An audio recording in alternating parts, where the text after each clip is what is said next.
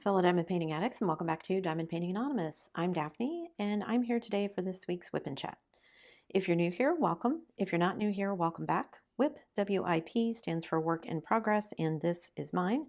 You are welcome and encouraged to go grab whatever you are working on and work alongside while I chat, or alternatively, you can treat this as a podcast and just listen while I chat. Today, I am going to be working on my Bella Art Diamond kits. This is called Yarn Crafter's Delight. You can see I made myself some little release papers out of the pattern. I'm not quite halfway done with it. I think if I finish this section, I'll be halfway to finish. So we'll see if I finish a section while I'm talking today. Today may be a rambler, so prepare yourselves, guys. Okay, I'm gonna zoom into where I'm gonna be working. I'm gonna go put on a warmer sweatshirt because I'm freezing, and I will be right back. Don't go anywhere. All right, let me get my timer started. I'm going to switch over to my blue tray here because I'm working with, as you can see, a bunch of the white drills here. These are white ABs. And I have just found working through this kit that if I put them in this blue tray, it's a little bit easier for me to see the trash drills that I need to pull out and get rid of before I start painting, because white on white is not easy to see. I am enjoying this kit very much, however, and it's going pretty quickly, so I'm pretty happy about that. All right, before I dive into anything else, first of all, you guys, this is my 200th WIP and Chat. I cannot believe that I have done 200 of these. And I was curious how long that means I'd been doing it, because I do one a week. So if I divide 200 by 52, for 52 weeks in a year, I've been doing this, according to my calculator, 3.846 weeks. No, years, because there's 52 weeks in a year. So almost 4 years that I've been doing these WIP and Chats, which seems crazy. I guess I did just pass 4 years on YouTube. That seems even crazier that I've been doing this for 4 years. Been diamond painting for almost 5 because I started diamond painting before I started the channel, obviously. Although that might have been interesting. Have somebody doing a diamond painting channel who is a brand new person, just new to diamond painting, doesn't know how anything works. Would that have been interesting to watch somebody stumble through? I think most of us are looking for somebody to give us tips and tricks, right? So maybe that wouldn't have been interesting. But anyway, I certainly stumbled through my first probably 2.5 years of YouTube and diamond painting, trying out anything and everything. I was just telling my husband I think I've been doing this long enough now that I'm a little jaded about some things, like going out shopping and looking for things to spend money on. It's like, do I need any more pens? Do I need any more tips? Do I need any more release papers, trays, storage? I kind of feel like I've tried everything. And some of the new stuff that has come out, because obviously people are always making improvements, right? There's always the next newest thing, new trays, new storage, whatever coming out. But I haven't seen anything that has been enough to make me go, yeah, okay, I'll try that. All right, so yeah, 200 WIP and Chats. When I first started, I didn't think I would have enough to say for even one WIP and Chat. So apparently I have lots more to say than I thought. I'm trying to get this filmed while hubby is visiting his dad. We were just talking yesterday about how his dad is doing better than we thought. You know, when we started making plans to move up here, they were basically acting like his dad was pretty close to the end. And I don't know if it's because they finally figured out his dad's medication. You know, it's one of those things where when his dad was really sick, they had him on a bunch of different medications. And I actually questioned one of our visits, has he gone to like a family doctor and had somebody look at, these are all the things that I'm on, instead of every time he goes to a specialist, somebody putting him on something and nobody paying any attention to how things interact with each other. I don't know if that finally helped or if it was just having him in one place where they could have people observe him and how he was doing, but he seems to be doing much, much better.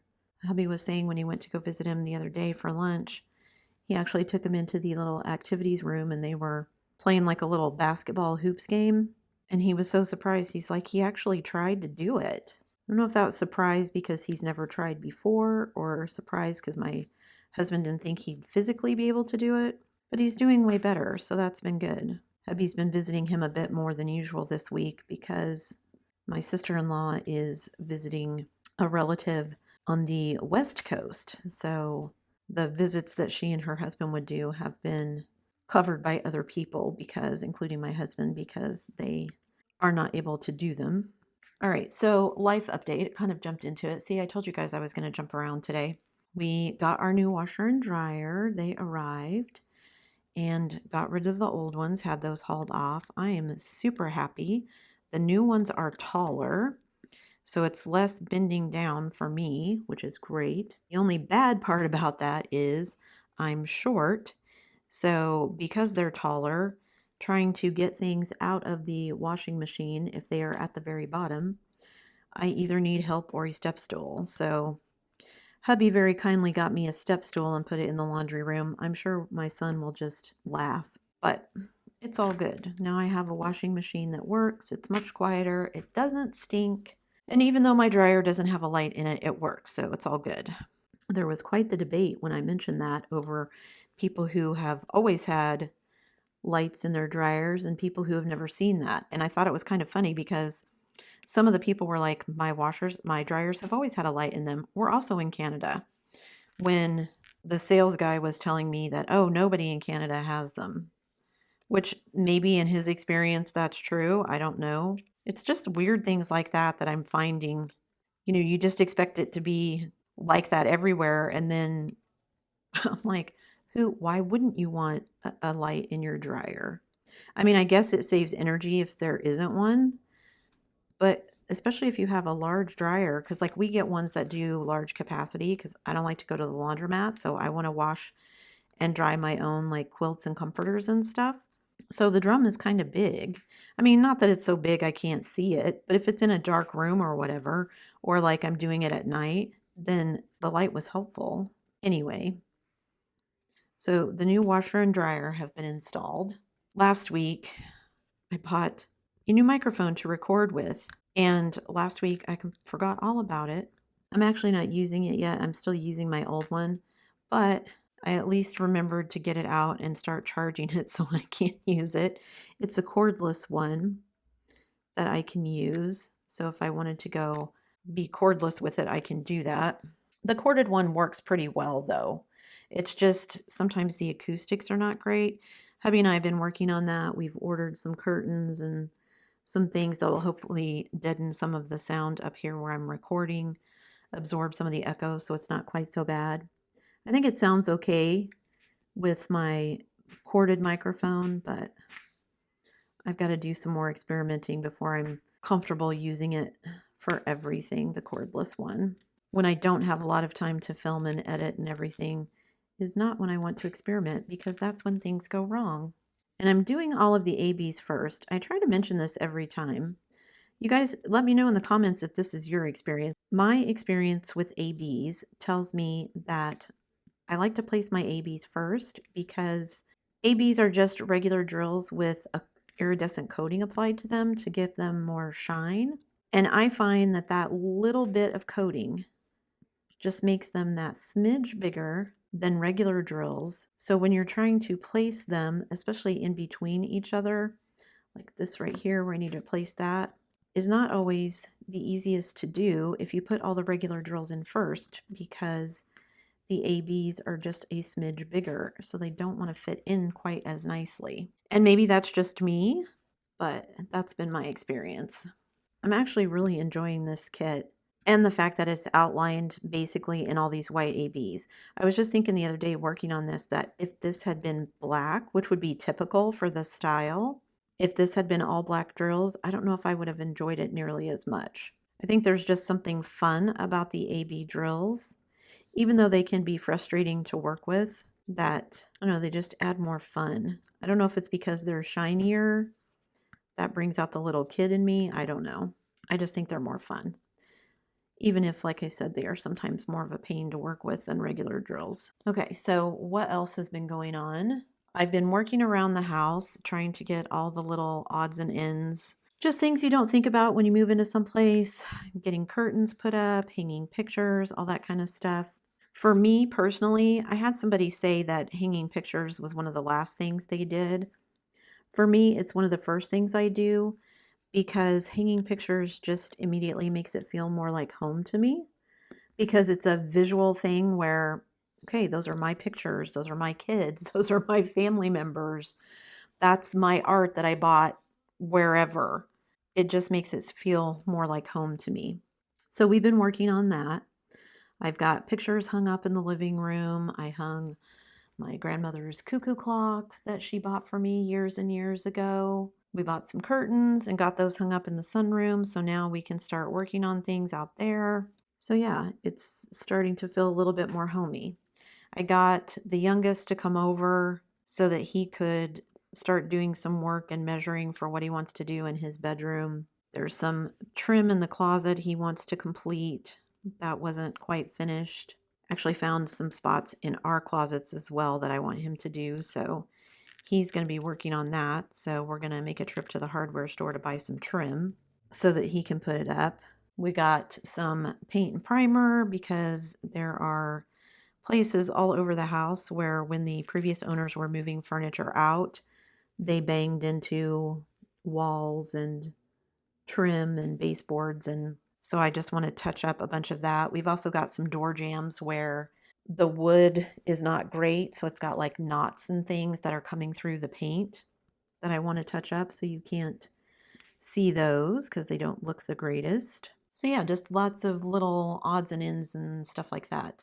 We did pick up paint for my youngest's room, so we've got a paint color once he finishes puttying all the holes and sanding them and getting him the way he wants. Then we're going to paint the room. We need to buy some curtains for that, but we did also finally buy a bookcase. So we're going to put a bookcase in the sunroom, and that's going to be where all of my books are going to go. So we did take a trip up to the mother-in-law's to get all my boxes of books so that we can get those unboxed and on the shelves as soon as the bookcase arrives. Don't know when that will be, but it must be a nice day today. I don't know if you guys can hear it. Hopefully not. There's a bunch of people on ATVs and snowmobiles out today driving past the house, and they are quite noisy. All right, what else is going on? Oh, we did find, I was talking about the cutting machine, I think the last WIP and chat, and asking you guys, or maybe that was during the tour of the new craft space, but asking you guys how I should arrange it.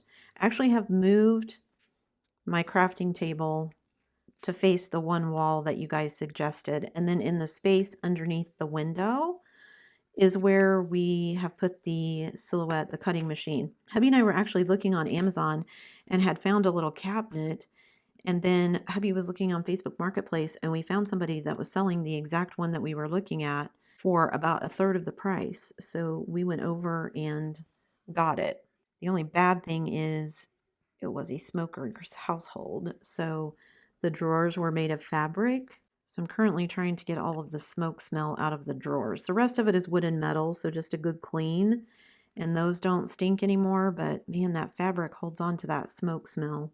So I'm trying to get rid of that. We left them outside for a couple of days to see if that would air them out. Hasn't worked completely. It's better, but it's still there. So I'm going to get some Febreze or something and try and de-stink them that way. But it's big enough that we've got room for all the bits and bobs that go along with the cutting machine, all the paper, my sticker paper, all of the mats and tools and everything that go with it. We even managed to find a home for all of the vinyl that hubby has collected that we brought with us. So that is now all unpacked and no longer sitting in a duffel bag. Hubby also picked up the trailer from the rental yesterday. That's basically the last thing we had over there. There are still things in the trailer that we need to unpack, so that will be a job for today after I get done filming, to go through. My cedar chest is in there, which I'm super excited about. I know exactly where I want to put it in the sunroom, and once it is inside, I can pack up. It's a place to keep my mementos and everything. I've got some blankets that my mom made for me. I've got, like, I keep my scrapbooks and some old photos and stuff in there. So I'm excited to get that in the house so I can get all that stuff put away, because it's kind of just been floating here, there, and everywhere, moving it from room to room. until we got the cedar chest. Most of the rest of it is hubby's work stuff, which will mainly be going to the basement for storage until he needs it. He's not ready to consider going back to work yet. He's still debating what he wants to do. If he wants to do storm work, I think he'd be happier with something 9 to 5, but not what he was doing before. If he could find some kind of like a safety job or whatever, then that's what he wants to do. But he's been enjoying his time off for now. It will also have our workout equipment, so we can move that out to the shed.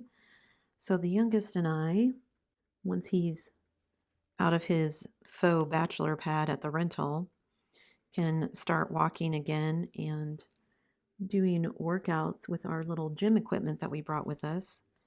We have a total gym that basically folds up flat, so we brought it with us because it didn't take up very much space. So we don't have to buy a whole bunch of gym equipment.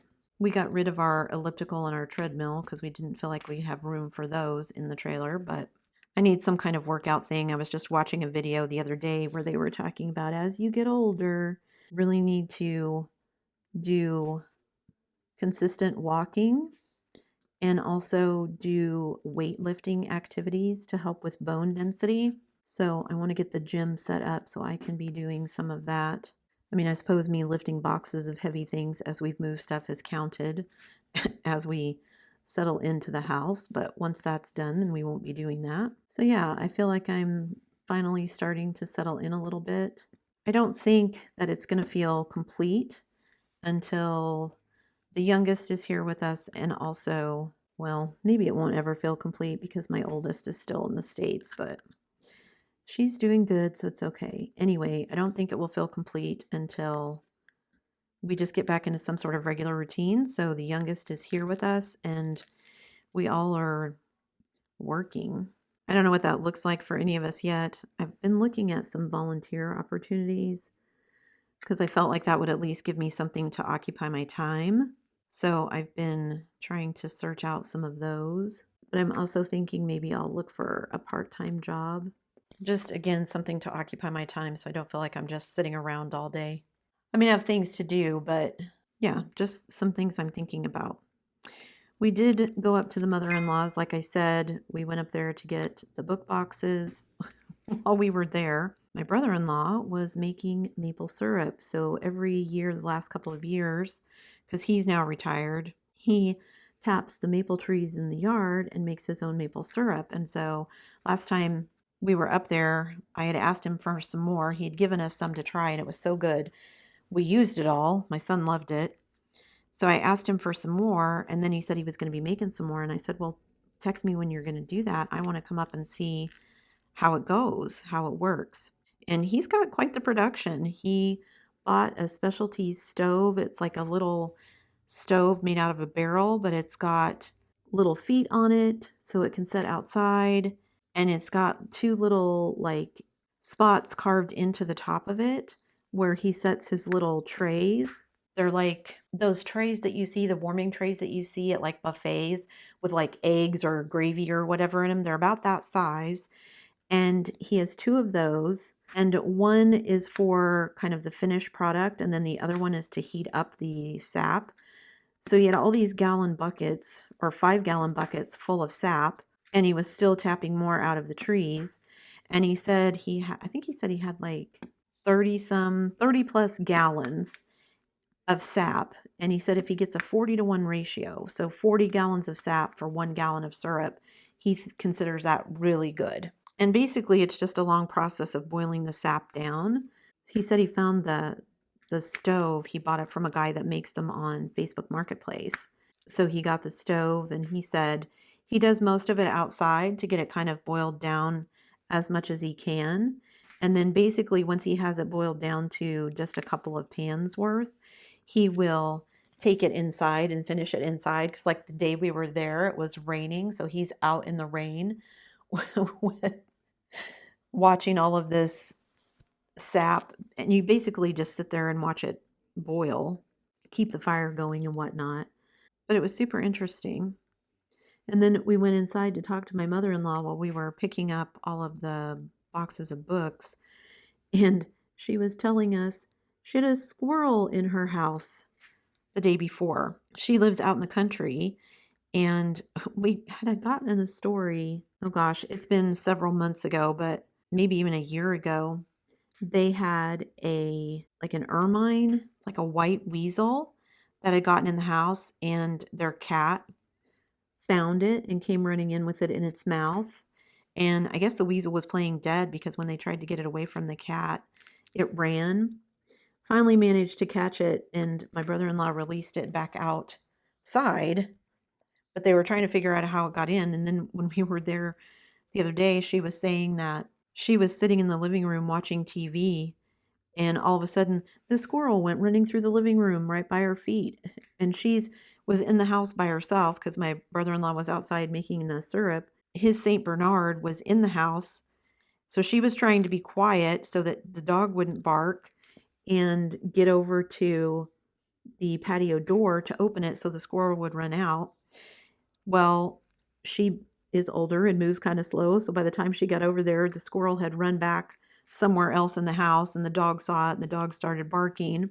But the dog chased it back over to her, and she managed to get the patio door open so the squirrel ran outside. So they were looking all over the house trying to figure out how it got in.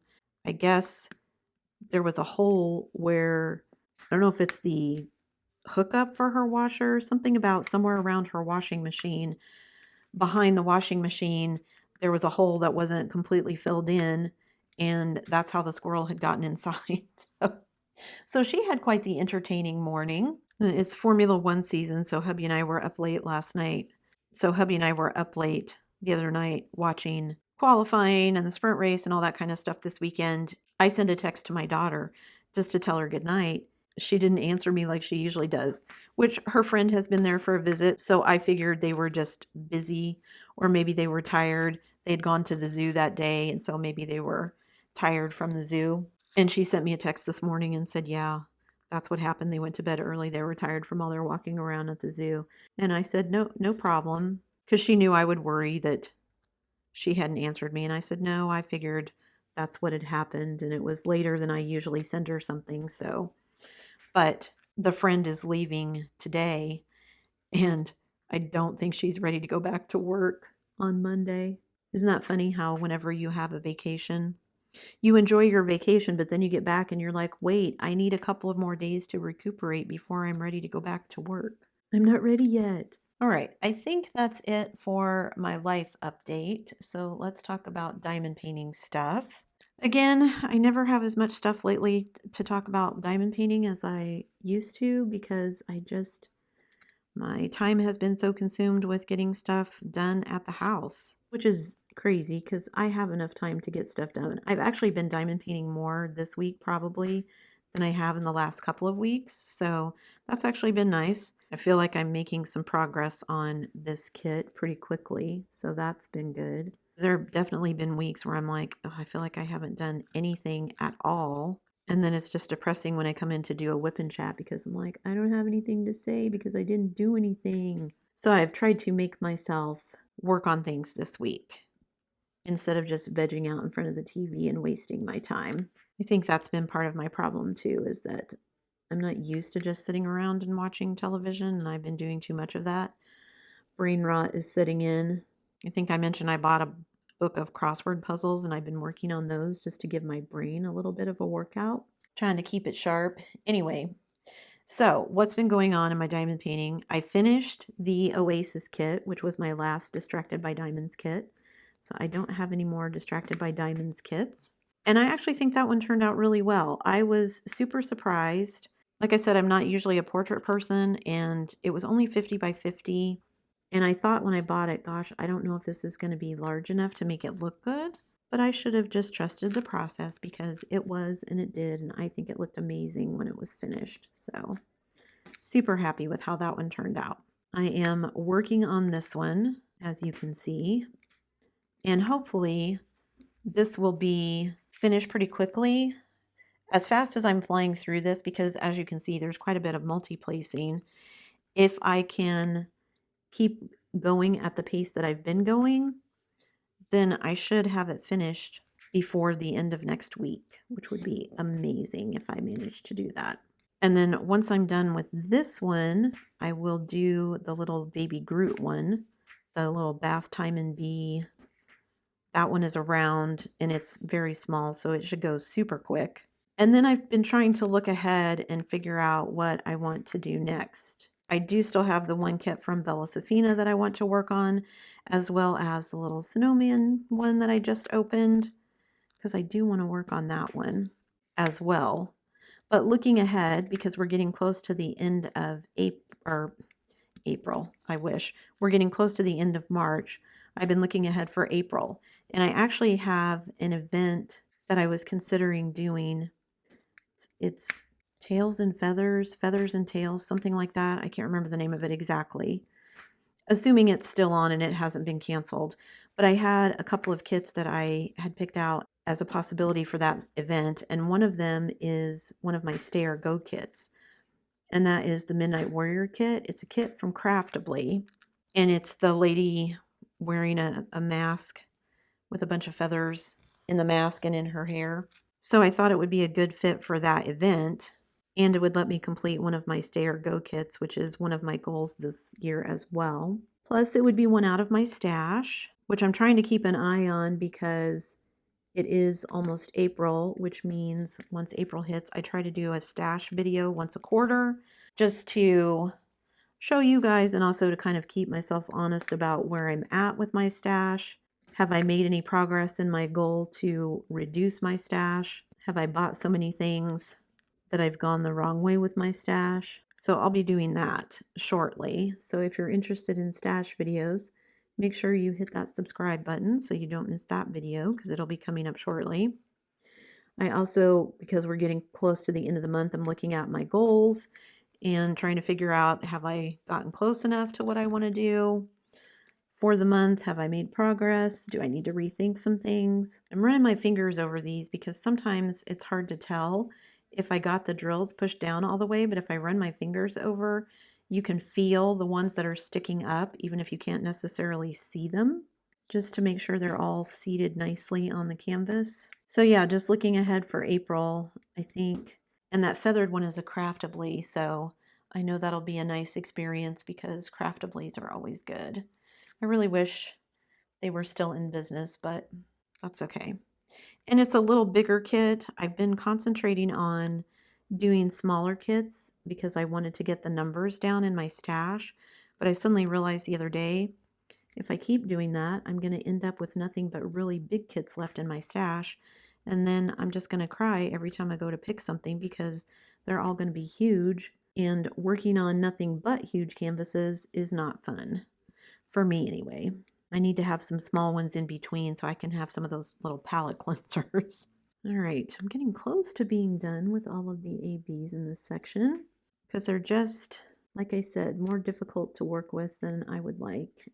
They're just that little bit bigger than everything, so making sure they fit in as tight as I can get them so everything else fits in nicely. And it's been going fine. I've not been having any issues. It's just ABs are a little more difficult. That's why I prefer the fairy dust, just because they're not as difficult to work with. There are some tips and tricks you can use with working with ABs, like the little sponge trick. Just dampen a little sponge, put some water on your tip so you can use your putty like I am here and it won't stick to the drills. I'm not too worried about it here. My putty is not brand new putty, so it's not sticking very bad. And even if it did, it's white putty, so you really can't see it on top of the drills. So I'm almost done here with these. I did actually successfully make myself some new release papers, as you can see here. The sticker paper that I used in the States comes from someplace in Florida, I think, when I looked it up. And shipping was ridiculous. I was going to pay like the same amount of money to ship it here as I was paying for the paper. So I was like, nope, let me find a Canadian source. And I found one, and it's not exactly the same paper, but it works. So I'm happy. So I was able to make myself some new cover sheets. Okay, I'm all done with I was going to say ABs, but no, I was going to say with the white, so I was going to do a color so you guys could see a color. This is also an AB, but at least it's a color. So I'm going to do this one. Because like I said, I try to do all the ABs first just to get them placed, because if I wait to do them last, I just give myself more headaches. All right, I think the last thing that I had in my notes to talk about was Dreamer Designs, you guys. So I opened up the little snowman kit, and I don't know how old of a kit it is, but I'm sure it's several years ago that I purchased it. And it's a square kit, so I mentioned in the unboxing video that I was kind of curious to see, because I've heard that Dreamer Designs had made improvements in their squares. I don't know if they've made improvements before or after I purchased that kit, but the square that I had done previously from them was kind of gappy. So I've been hesitant to do some of the squares I've purchased from them. And then somebody was saying that they made a bunch of improvements to their squares. And I was like, okay, cool. So hopefully some of the newer kits that I've purchased from them that are squares will be those improved grids. They've tightened them up so they're not as gappy, et cetera, et cetera. So awesome. But then somebody said that they've been hearing that Dreamer Designs has, the rounds have gotten not so great, which is scary because I love their rounds. They were practically perfect in my opinion, the ones that I had done. The drills were great, the rendering was great, the pictures turned out amazing. So leave me a comment. Has anybody bought anything recently in a round from Dreamer Designs, and are they having issues? Because I had been contemplating buying some stuff. Supposedly, Dreamer Designs is a Canadian company, lists their headquarters in, I think, Ontario, but I know all of their stuff actually ships out of the US. I don't know if that's because it's just cheaper that way, but anyway, curious because I love their rounds, and if they're not as good as they used to be, I may have to find another company to buy some pretty good rounds from. I have a couple of like landscape ones that I want to do that are from them. I have my autumn sun one that I'm really looking forward to that's around. And I've got one that is like a either a summer or fall landscape one that I've been looking forward to doing as well, that is also around. If the rounds are not as good as they used to be, inquiring minds want to know. I am rarely up on all the gossip going along just because I am terrible about remembering to get on social media in general. I have a hard enough time remembering to get on my own Facebook and Instagram stuff without following along in everybody else's. Like, I probably belong to the groups, I just don't ever remember to go out and check anything. I'm happy doing my own thing. I think we'd all be happier if we just did our own thing. Because I don't know what's wrong with me today. I keep spilling drills everywhere. Like, I keep running my hand over the canvas here because I keep finding drills that were like stuck under my tray or something. I think that's everything that I wanted to say for this whip and chat. I know it was rambly and I apologize for that, but yeah, that's just how my brain works some days. Hopefully it was entertaining, and hopefully you got something done on your kit while you were listening to me ramble. So I got quite a bit done. I got all of the ABs placed here. Ooh, this in is an AB as well, so I need to do that. And then I think the rest of them are all just regular drills. But it's really turning out nice. I'm really liking it. I've done the little scissors and a couple of needles. I've done a couple of this is a tag for the little tea bag. I've got this one flower basically almost done. I think there's another flower or something up there. Oh no, this is the little band around the skein of yarn that's inside the cup. And then there's another little ball of yarn over here. I'm looking at the little image here to see what comes next. But it's going really fast. And I've been practicing my multiplacing because the sides here, the background is a lot of multiplacing. So I have pulled out my Diamond Art Club. This is a 12 placer. I think this is the biggest one I have. Or maybe this is 10. Pretty sure this is 6. Yeah, maybe this is a 10. And I have a 12 placer. But anyway, this is, I think, one of the biggest multiplacers I've used. I may have to go look and see if I do have a 12. Anyway, I'm finding that I'm actually really enjoying it. It's been a lot easier to use than some of the other big multiplacers that I've tried. I basically use my Diamond Art Club multiplacers for squares, and I use my Everlasting tips for rounds. They just seem to work better. Like this is a six placer, but it'll pick up seven squares, seven square drills. So yeah, I've just been having a lot of fun kind of learning how to use this bigger multiplacer and where it works best and everything. And it's actually been way easier than I thought. So if you're somebody who's practicing multiplacing and you're despairing of ever getting it, don't. I'm 5 years into diamond painting and I'm still figuring it out myself. So there is a definite learning curve to these. Anyway, I think that's it for me today, guys. Again, thanks so much for sticking around through all of the rambling. Before you leave, don't forget to do all the things. If you like this video, give it a thumbs up. Hit that subscribe button if you haven't already, and hit that bell notification icon so that you can be informed of future uploads. And as always, guys, thanks so much for watching.